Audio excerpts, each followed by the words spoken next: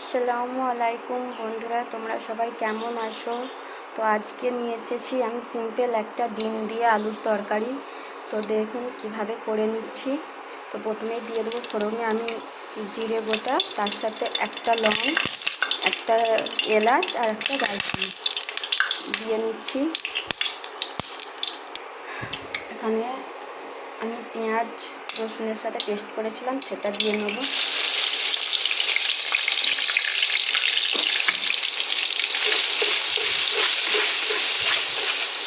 দিয়ে এটাকে ভালোভাবে একটু 1 মিনিটের মতন ভেজে নেব, একটু লাল করে নেব।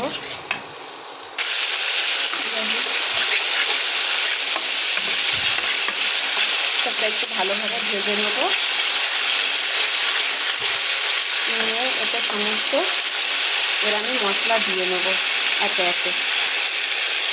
প্রথমেই দিয়ে নিচ্ছি আমি বন্ধুরা 1/2 চামচের মতো হলুদ, তারপরে দিয়ে নিচ্ছি 1 চামচ একটু লঙ্কা গুঁড়ো, তারপরে দিয়ে নিচ্ছি বন্ধুরা জিরে ধনে একসাথে গুঁড়ো করা, দিয়ে একটু ভালোভাবে কষিয়ে নেব।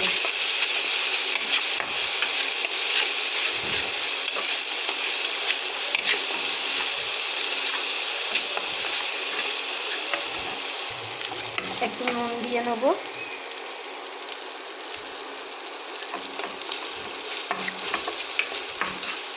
আর তার সাথেই বন্ধুরা টমেটোকেও এখানে পেস্ট করে রেখেছি, সেটাও দিয়ে নেব। দিয়ে এটাকে আবারও ভালোভাবে কষিয়ে নেব।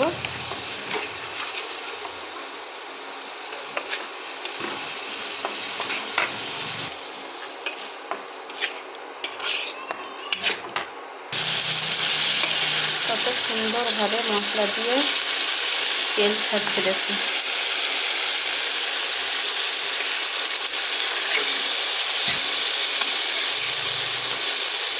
এটাকে ভালোভাবে কষিয়ে সুন্দরভাবে কষিয়ে আমি করে নেব। তার আগে বাদাম আর গোটা জিরে পেস্ট করে রেখেছি, সেটা দিয়ে দেবো। এটা দিয়ে দিচ্ছি, বাদাম আর গোটা জিরে একসাথে পেস্ট করা, সেটা দিয়ে নিলাম। দিয়ে এটাকেও কিছুক্ষণ আমি কষিয়ে নেব। এতে একটু অল্প জল দেব। দেখুন মশলা দিয়ে কি সুন্দরভাবে তেল ছাড়ছে। তো তার সাথে এই বাটিটাকে ধুয়ে নিয়ে আমি জল দিয়ে নিচ্ছি।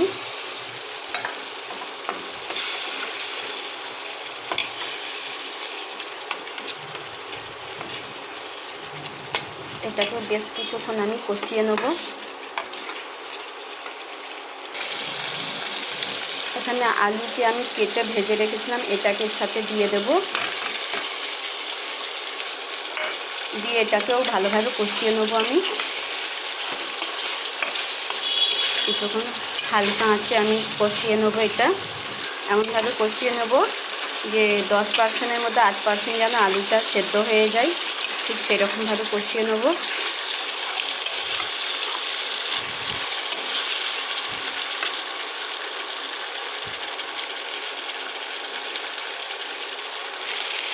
আবারও অল্প পরিমাণে পানি দিয়ে দেব।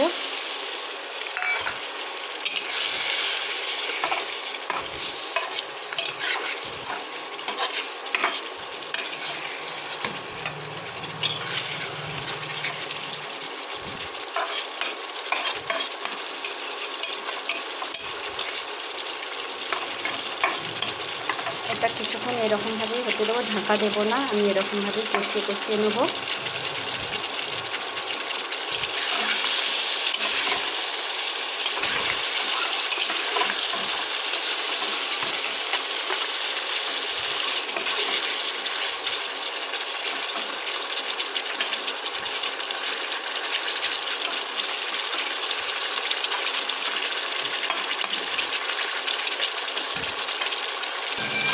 ভালোভাবে কষিয়ে রান্না হয়ে গিয়েছে। এবারে এর ওপরে আমি ডিমগুলোকে একে একে ভেঙে দিয়ে দেবো বন্ধুরা। দেখুন কীভাবে ভেঙে দিচ্ছি। দেখুন এরকমভাবে ভেঙে নিয়ে আমি ঠিক এক জায়গায় করে এরকমভাবে দিয়ে নেব। সবকটা এরকমভাবে দিয়ে নেব। এরকমভাবে দিয়ে নিয়েছি। এবারে এর ওপর দিয়ে একটু গোলমরিচ গুঁড়ো ছিটিয়ে দেবো, ঠিক এইরকমভাবে।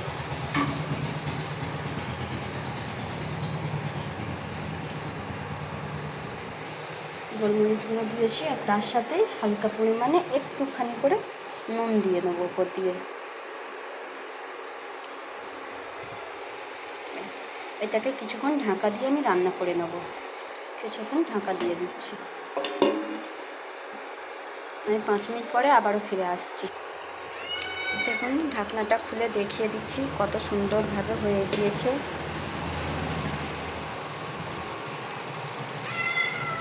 ঠিক এই রকমভাবে, এবং কালারটাও দেখুন কত সুন্দর এসছে, দারুণ একটা কালার এসছে।